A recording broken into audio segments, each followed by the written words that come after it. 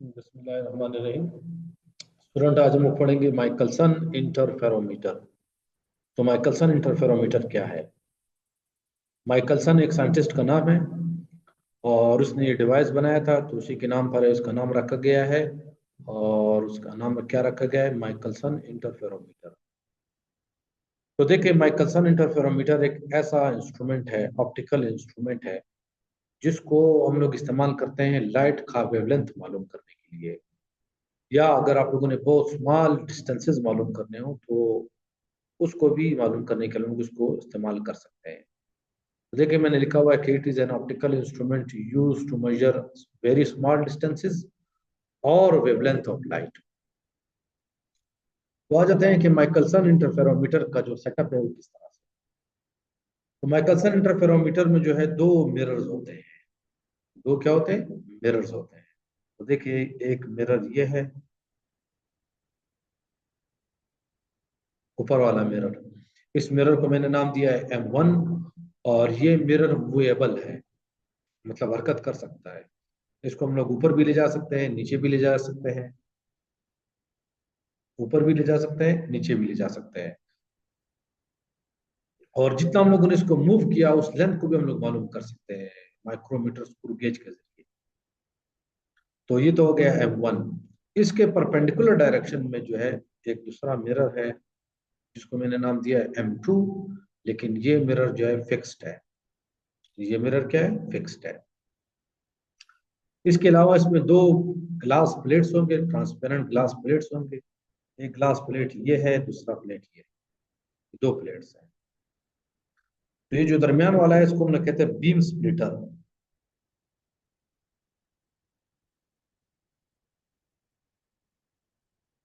इसको हम लोग क्या कहते हैं? Beam splitter. और ये जो दूसरा प्लेट है, इसको कहते हैं कंपनसेटिंग प्लेट।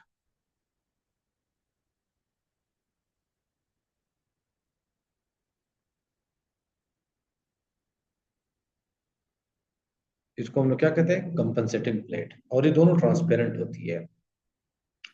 और ये जो है नीचे लगा होता है टेलीस्कोप। टेलीस्कोप में हम लोग रोशनी को कलेक्ट करते हैं और फिर इसको हम देखते हैं आंख के जरिए। उसको ऑब्जर्व करते हैं, पैटर्न को। और ये जो है लाइट का सोर्स है। और लाइट का सोर्स क्या होना चाहिए? मोनोक्रोमेटिक होना चाहिए।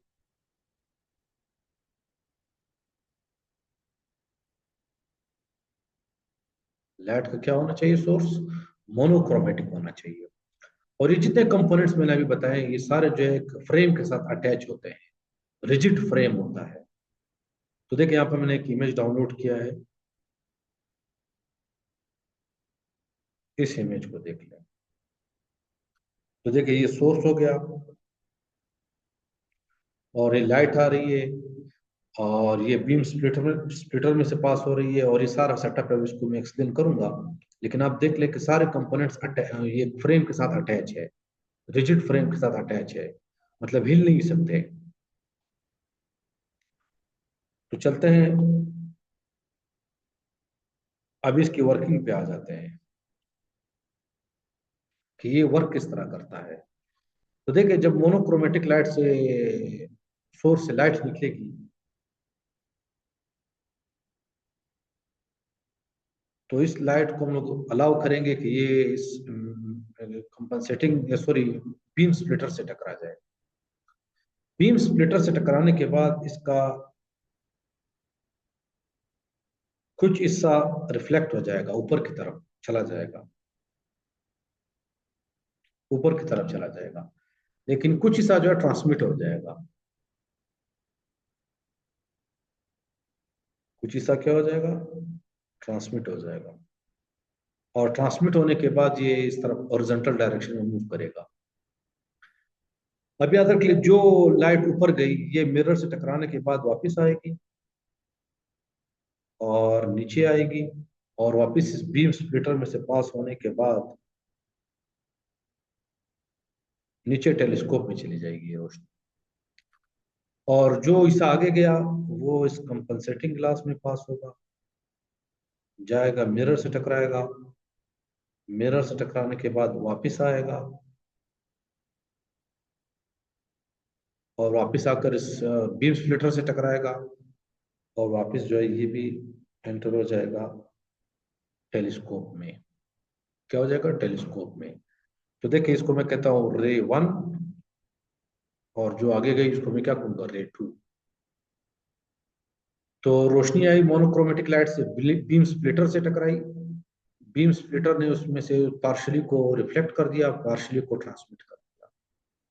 जो लाइट रिफ्लेक्ट हुई वो ऊपर गई, मिरर से टकराई, वापस आ गई। और जो लाइट हॉरिजॉन्टल डायरेक्शन में गई वो कंपनसेटिंग ग्लास से पास होते हुए मिरर 2 से टकराई, वापस आई और टेलीस्कोप के अंदर एंटर हो गई। तो देखिए आप लोगों ने पढ़ा था कि इंटरफेरेंस के लिए दो वेव्स का होना जरूरी है, और हमें यहाँ पे मिल रहा है, दो वेव्स मिल रहे हैं। तो ये दो वेव्स आपस में क्या करेंगे? इंटरफेयर करेंगे। क्या करेंगे? इंटरफेयर करेंगे। तो आपको स्क्रीन पे जो है कि इंटरफेरेंस पैटर्न मिलेगा। तो वो पैटर्न किस तरह मिलेगा वो भी मैं बता देता हूँ।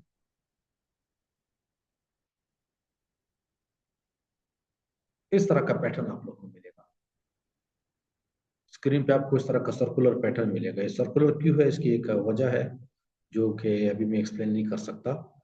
तो इस तरह का आपको एक पैटर्न मिलेगा। अब याद रख लिया हम लोगों ने क्या किया हुआ है इनिशियली। ये जो M1 मिरर है और M2 मिरर है, उनका बीम स्प्लिटर से डिस्टेंस सेम रखा हुआ है। बीम स्प्लिटर से डिस्टेंस क्या रखा हुआ है? सेम रखा हुआ है। तो याद रख लिया जब ये दोनों वेव्स आएंगे तो उनके दरमियान में फेज डिफरेंस नहीं होगा, सॉरी पार्ट डिफरेंस नहीं होगा। जब पार्ट डिफरेंस नहीं होगा तो वो स्क्रीन के ऊपर जो सेंट्रल स्पॉट होगा वो ब्राइट होगा। कंस्ट्रक्टिव इंटरफेरेंस होगी। क्या होगी? कंस्ट्रक्टिव इंटरफेरेंस होगी वहां पर। तो देखिए ये जो इमेज है इसमें आप देखेंगे कि जो सेंट्रल जो स्पॉट होगा वो बिल्कुल ब्राइट होगा। यहाँ पे हो सकता है ब्राइट ना हो, लेकिन अगर आप लोगों ने दोनों मिरर्स को बीम स्प्लिटर से एक जैसे डिस्टेंस पे रखा है तो सेंट्रल स्पॉट जो है वो ब्राइट बनेगा, क्योंकि पार्ट डिफरेंस नहीं है। दोनों लाइट्स ने जो है एक जैसा डिस्टेंस कवर किया है। अच्छा, अब यहाँ पे एक सवाल पैदा होता है कि कंपनसेटिंग ग्लास या कंपनसेटिंग प्लेट क्यों इस्तेमाल की है? ये कंपनसेटिंग प्लेट, तो याद रख ले ये जो लाइट है, जो लाइट उसमें से पास हो रही है रे 1, रे 1 को देख ले, ये जो है बीम स्प्लिटर में से पास भी हो रही है, एक मर्तबा पास हो रही है। तो इसका मतलब इसका जो ग्लास प्लेट के अंदर जो पाथ है वो ज्यादा है। अगर हम लोग ये ना लगाए, ठीक है, अगर फर्ज करें कंपनसेटिंग ग्लास प्लेट ना हो, तो जो बीम 1 है वो जो है बीम स्प्लिटर में से पास हो रही है, तो उसका पाथ क्या है? ज्यादा है। तो इस पाथ को कंपनसेट करने के लिए हम लोगों ने जो है इस ग्लास प्लेट को इंट्रोड्यूस किया है। कंपनसेटिंग ग्लास प्लेट को इंट्रोड्यूस किया है। तो ये कंपनसेटिंग ग्लास प्लेट क्या करेगा कि जितना ऑप्टिकल डिस्टेंस इस रे 1 ने तय किया है उतना ही ऑप्टिकल डिस्टेंस जो है रे 2 भी कवर करेगा इस ग्लास में। तो कंपनसेट हो जाएगा, पार्ट डिफरेंस जो है वो जीरो हो जाएगा। तो अभी आ जाता है कि फर्ज करें मैं इस मिरर को मूव करता हूँ ऊपर की तरफ, इस मिरर को मूव करता हूँ थोड़ा सा। तो फर्ज करें मैंने इसको मूव किया, पहले फर्ज करें मिरर यहाँ पे था और इस मिरर को मैंने मूव किया। कितना मूव किया? एक्स डिस्टेंस मूव किया। पहले मिरर थोड़ा सा नीचे था, मैंने इसको मूव कर दिया। ऊपर जगह नहीं है इसलिए मैंने इसको नीचे बना दिया। पहले इसकी जो भी पोजीशन थी मैंने इसको थोड़ा सा मूव कर दिया। तो अभी देख ले ये जो रे 1 है ये एक्स्ट्रा डिस्टेंस कवर कर रहा है। कितना एक्स्ट्रा डिस्टेंस डिस्टेंस कवर कर रहा है? वो ये है,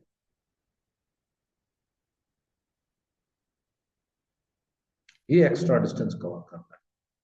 रे ऊपर भी जा रही है, मिरर से टकरा रही है, फिर नीचे आ रही है। तो इसका मतलब है इतना एक्स्ट्रा डिस्टेंस वो कवर कर रहा है। तो इसका मतलब है कि रे 2 के मुकाबले में रे 1 का पार्ट डिफरेंस है। और वो पार्ट डिफरेंस कितना होगा मैं लिख लेता हूँ।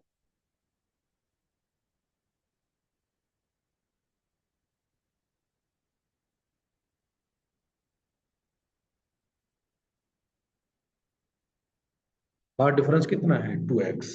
क्योंकि देखे x ऊपर जाते हुए, x नीचे आते हुए, तो ये पार्ट डिफरेंस है।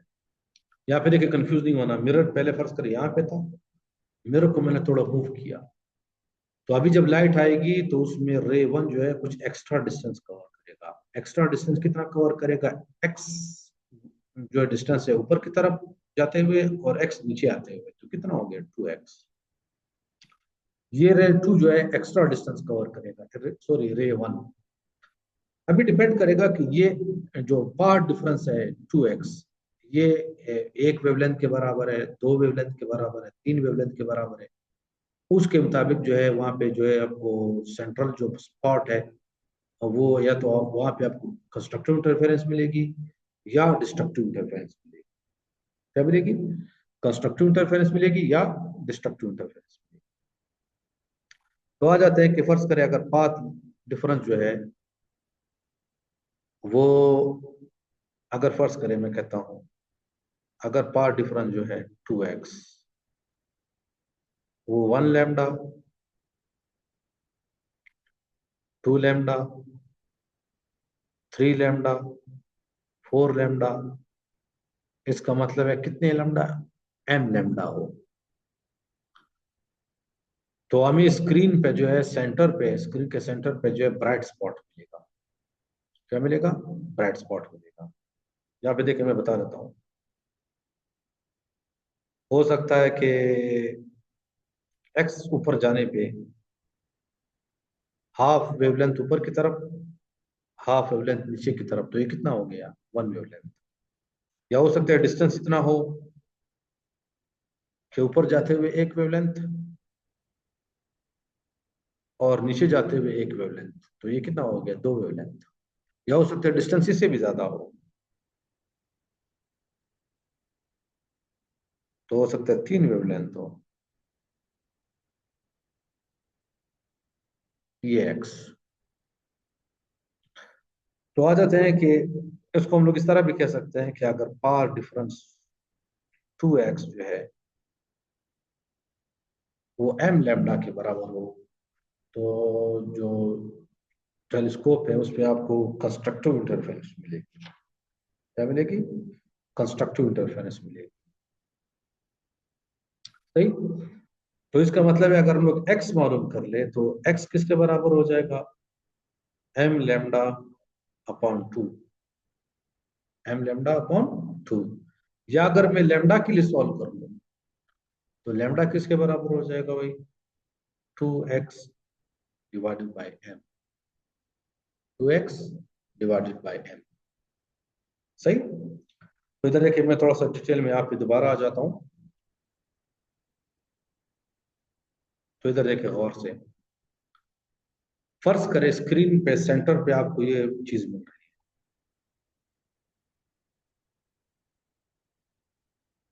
आपको सेंटर पे ब्राइट स्पॉट मिल रहा है।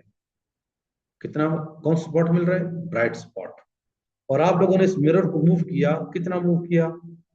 फर्ज करें आप लोगों ने मूव किया लैम्डा बाय 4। कितना मूव किया? Lambda by 4। तो लाइट ने एक्स्ट्रा डिस्टेंस कितना कवर किया? Lambda by 4 plus lambda by 4। तो ये क्या हो जाएगा? Lambda by 2। तो इसका मतलब है रे वन का जो पार्ट डिफरेंस है रे टू के मुकाबले में वो लैम्डा बाई 2 है। और लैम्डा बाई 2 पे कौन सा इंटरफेरेंस होता है? Destructive interference. तो आप देखेंगे जब आप इस मिरर M1 को मूव करेंगे लैम्डा बाई 4, तो यहाँ पे ये जो ब्राइट स्पॉट है इसकी जगह डार्क आ जाएगा। क्या आ जाएगा? डार्क स्पॉट आ जाएगा। अभी अगर इसके मुकाबले में फर्ज करें इस मिरर को मैं मूव करूं, कितना मूव करूं? लैम्डा बाई 2 के बराबर मूव करूं, half of the wavelength move करूं।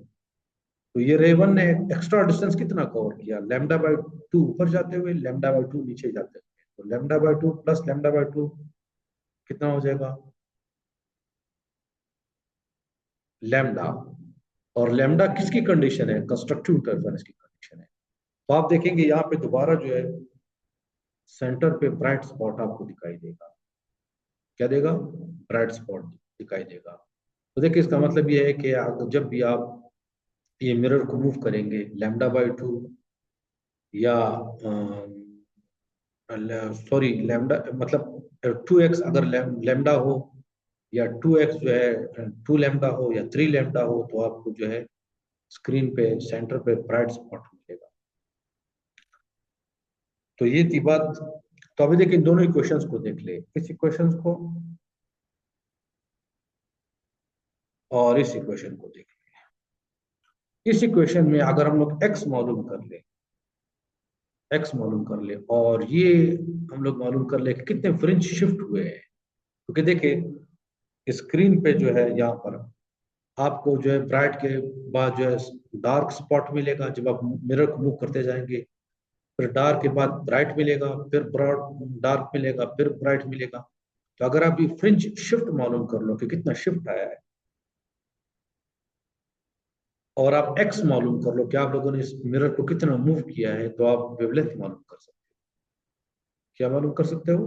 वेवलेंथ मालूम कर सकते हो। और अगर फर्ज करें आप लोगों ने फ्रिंज शिफ्ट मालूम कर लिया, कि देखिए फर्ज करिए ब्राइट स्पॉट है, जब मैंने मिरर को मूव किया तो इसकी जगह क्या आ गया? डार्क।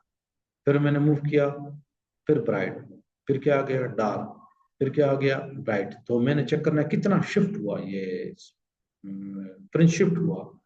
अगर वो मुझे मालूम हो, और अगर फर्ज करें मुझे पहले से वेवलेंथ मालूम हो लाइट का, तो मैं मालूम कर सकता हूँ कि मिरर को मैंने कितना मूव किया है, और इसकी मदद से मैं बहुत एक्सट्रीमली स्मॉल डिस्टेंसेस को नाप सकता हूँ, या एक्सट्रीमली स्मॉल लेंथ्स को नाप सकता हूँ।